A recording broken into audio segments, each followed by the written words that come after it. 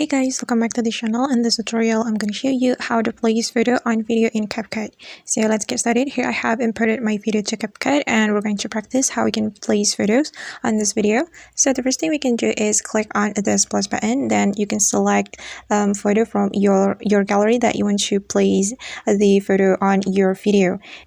Then you can click on photos right here. Since you want to place photo, then just select the photo that you want to add to your video. And for example, I'm just going to select this photo.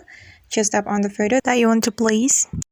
Then click on add right here to add the photo to your project.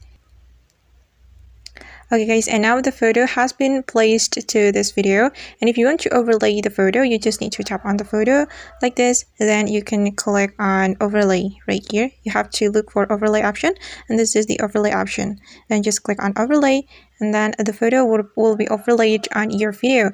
And if you want to resize the photo, you just need to use both of your fingers like this. You can zoom in or zoom out. And I'm just going to remove the background of this photo.